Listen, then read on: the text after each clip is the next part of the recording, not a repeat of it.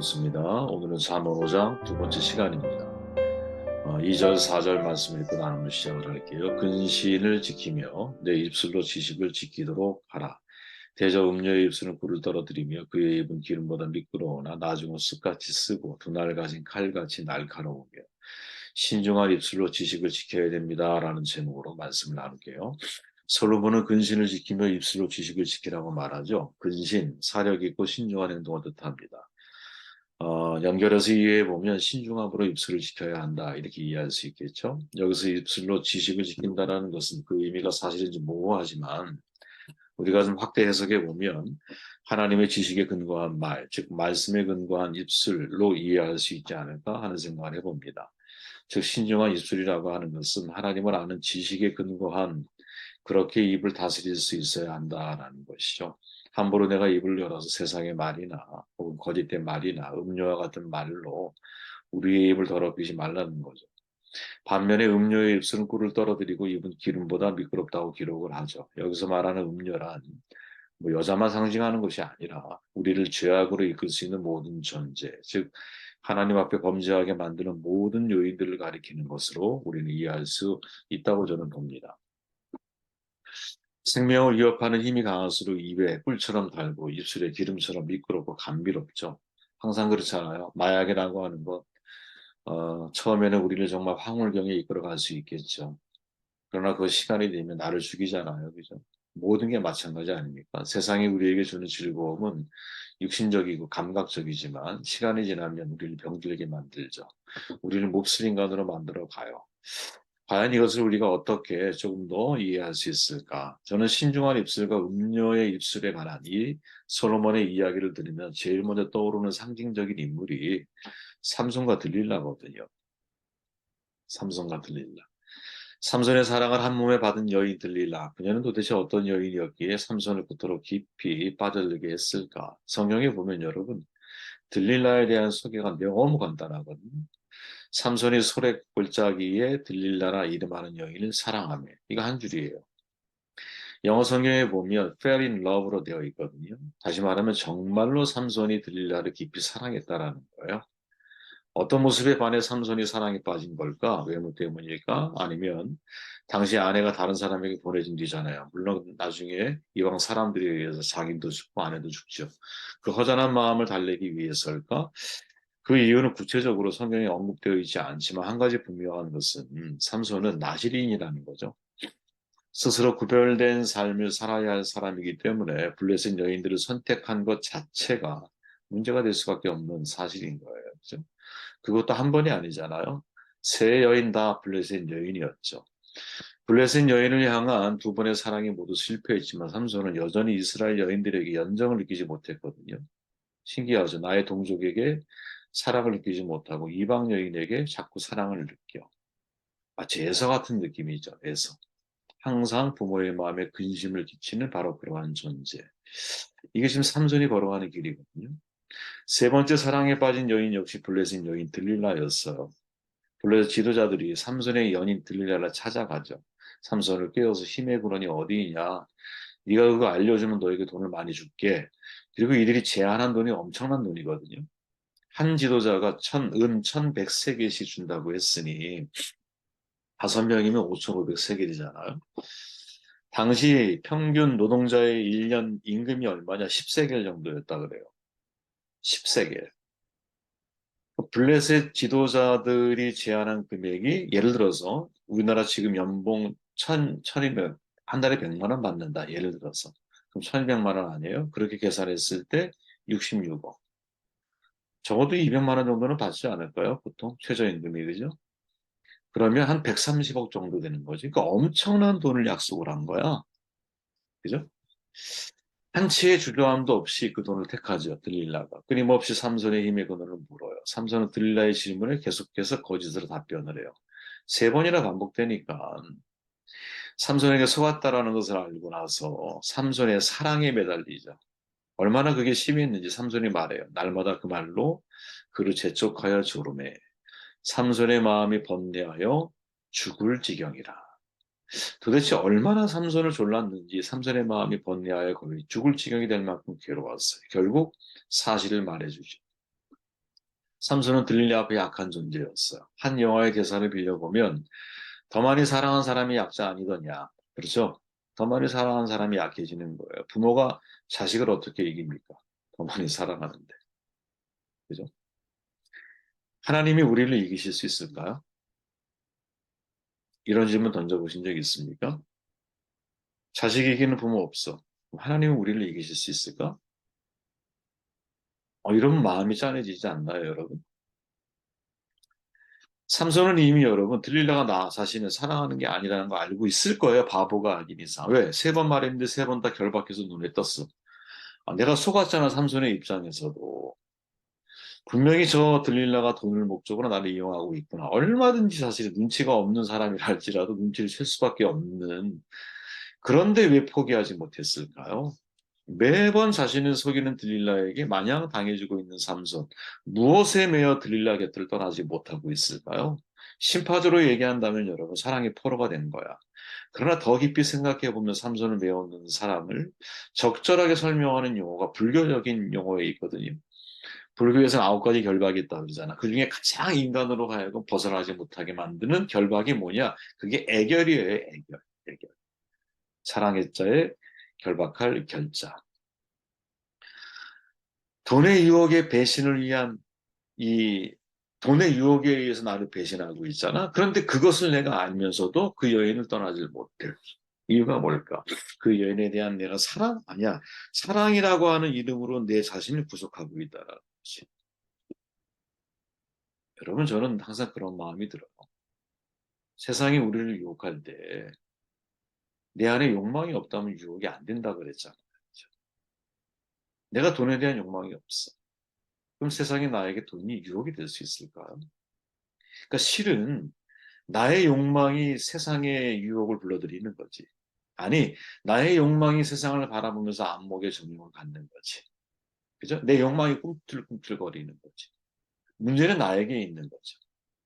내 안에 채워지지 않는 것이 하나님으로 채워져야만이 이러한 욕망에서 자유로워질 수 있거든요. 실은. 왜? 가장 완벽하고 가장 전능하고 가장 풍요로우신 하나님이 내 안에 계실 때에 세상의 것들 속에서 만족이 없는 거죠. 어떤 것도 나에게 만족을 줄 수 없는 거지. 그죠? 하나님 안에 채울 수 있는 내 안의 방을 인간의 욕망으로 채워 나아가려고 하는 게 삼손의 모습이 아니었을까? 그런 생각이 들어요. 이 애결이라고 하는 마음이 삼손의 마음속에 보이는 거죠. 자, 주목할 것은 여러분, 제가 처음에 신종아리 입술과 음료의 입술 이 두 개가 비교되어 있잖아, 본문 속에서. 주목할 건 삼손은 종실 나실인이라는 점이에요, 여러분. 삼손 사사기에 나오는 많은 사사가 있잖아. 근데 유일하게 준비된 사사가 바로 이 삼손이거든. 어떤 사사는 생업 현장에서 하나님의 영에 의해 갑자기 사사로 임명을 받아. 어떤 사람은 양털을 갖다가 부름을 받아. 어떤 이는 타작하다가 후련히 하나님의 영이 임해 사사로 세움을 받잖아요. 기도. 그리고 이스라엘 구원하잖아요. 삼손은 출발부터 달라. 출발부터 엘리트야. 그의 아버지 마누아가 믿음 좋은 사람이었고 어머니도 훌륭한 사람이었죠. 악에 물들지 않았어요. 그 부모님의 믿음을 보시고 태중에 이미 사사를 예정해 주시고 태어나자마자 나실인이 되게 했어. 그러니까 태중에서부터 삼손을 택하신 거야. 그리고 하나님의 영이 강력하게 임했죠. 시간이 지나자 공식적으로 그를 사사로 세우셨어요. 그러니까 신앙적으로 얘기하면 그죠? 신앙의 엘리트 코스를 밟은 사람이죠. 나실인, 구별된 자, 헌신된 자, 분리된 자라는 뜻을 가지고 있죠. 성별하다, 구분하다, 나자르라고 하는 단어에서 파생이 됐다 그래요. 신구약 성경에 여러분 대표적인 나신이 누군지 아세요? 삼손, 사무엘, 세례요한. 아주 막강한 사람들이죠, 그죠? 이들의 공통점이 뭔지 아세요? 부모가 자녀를 얻지 못하다가 하나님의 은혜에 의해서 모두가 태어났다. 나시린이 두 종류가 있어요. 종신 나시린, 그리고 임시 나시린. 종신 나시린은 태어날 때부터 이미 성별된 사람이야. 사무엘, 삼손, 세례요한. 얘기했잖아요. 자녀가 없는데 훗날 자녀로 태어난 하나님의 은혜를 주셨어. 그러니 하나님의 바친 인생이 된 거예요. 인생 전체가.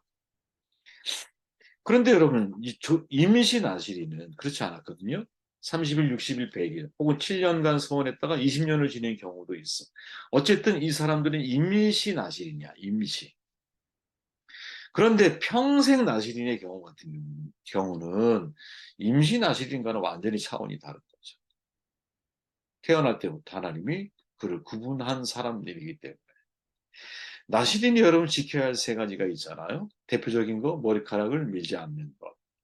포도주와 독주를 마시지 않는 것. 사실 이 포도주는 여러분 이스라엘 사회 같은 경우에는 음료였거든요. 음료. 그러니까 사실은 독주가 더 중요한 거예요. 독주. 독주를 마시지 않는 거예요. 그리고 시체와 같이 부정한 것을 가까이 하지 않는 것이죠. 시체와 같이. 그런데 삼손은 여러분 이 세 가지 모두를 차례로 어기잖아. 그 중에서도 나시린이 첫째로 준수해야 하는 것이 뭐냐? 이 머리에 칼을 대지 않는 것. 왜? 나시린이 주님께 헌신한 날로부터 서원한 날이 다찰 때까지 종신 나시린의 평생인 거죠. 머리 손질을 하지 않고 머리를 길러야 했어요. 이유가 뭐냐? 몇 가지 이유가 있는데 사실인 나시린이 머리로 인하여 저 사람은 나시린이구나 이런 표식을 받기도 하고 또 하나는 이 머리로 인하여 여러분 권위, 권력, 힘, 파워 이 상징이 머리에 있는 그 상징이 그렇게 머리라고 하는 것은 사람들로 하여금 내가 나시린이라는 사실을 알게 함과 동시에 저 사람의 힘의 근원이 누구? 하나님에게서부터 나오는 것이다. 하나님에게서 나오는 것이다. 라고 하는 상징성을 가지고 있기 때문에 절대로 이 머리카락에 손을 대면 안 되는 거예요. 중심 나시린 경우는 뭐 너무나 당연히 그래야 되는 거죠. 굉장히 중요한 의미가 이 속에 담겨 있는 거죠. 학자들은 여러분 삼손의 실패의 원인을 다양하게 조명을 해요. 보는 것에 약하다라는 점에서 안목의 적용을 거론해. 무슨 말이냐면 블레셋에 내려가잖아요. 근데 항상 나오는 단어가 뭐냐? 사사기 예를 들어 14장, 15장 이런 경우에 보면 그가 블레셋 여인을 보고 딥나에 있는 여인을 보고 그리고 그 여인을 마음에 들어 해. 그러니까 항상 보는 것으로 연결을 지어요.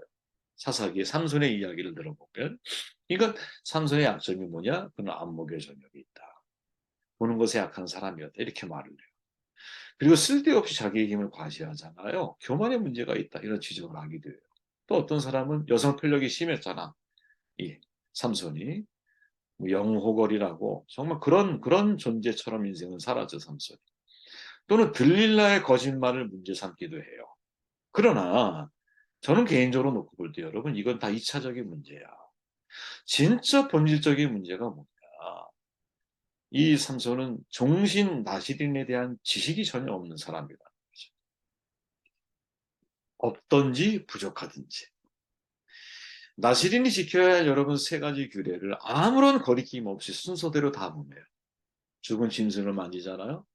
사자 죽은 사체에서 꿀이 있는데 그걸 먹고 심지어 자기 부모에게도 주잖아. 그죠? 진짜 아무 생각이 없는 사람인 거죠. 아무 생각이. 독주? 아유, 이 사람한테 너무 흔한 거죠. 독주. 뭐 포도주를 즐기는 수준이 아니야. 그죠? 심지어 힘의 근원인 머리카락까지 자백을 해. 그죠? 그런 임신 나시린이 아니라니까요. 종신 나시린이야. 그러니까 처음부터 태어나면서부터 마지막 죽는 그 순간까지 하나님 앞에 드려진 존재예요. 여러분 종신 나시린으로서 인생을 살아갔던 두 명의 케이스가 있잖아요. 그게 한 명의 사무엘, 한 명의 세례 요한이야. 세례 요한이 뭐라고 말합니까? 나는 주의 길을 예비하러 온 광야에서 외치는 자의 소리야, 소리. 평생 그런 낙타 아시잖아요. 광야에서 그 약대 털옷을 입고 그 뭐예요? 석청인가 그걸 먹고 살아가잖아요. 메뚜기와 석청을 먹고 그죠? 평생 그렇게 인생을 살아가는 거야. 누가? 세례 요한은. 그러니까 왜 그렇게 인생을 살았을까요? 자신이 하나님의 부름을 받은 종신 나신이라는 사실을 절대로 잊지 않고 있기 때문인 거죠. 그 지식이 가득한 거지. 사무엘 보십시오. 처음부터 마지막 순간까지. 어머니 한나가 성전에 자라게 하시잖아. 그죠? 그리고 마지막 죽는 그 순간까지 완전히 하나님 앞에 헌신된 삶을 사무엘이 살아내자. 반면에 삼손은 어떤 사람이냐? 뭐 얘기하지 않아도 여러분 자신 아시겠죠. 자신이 나시린임을 삼손은 자각해야 하는 거죠.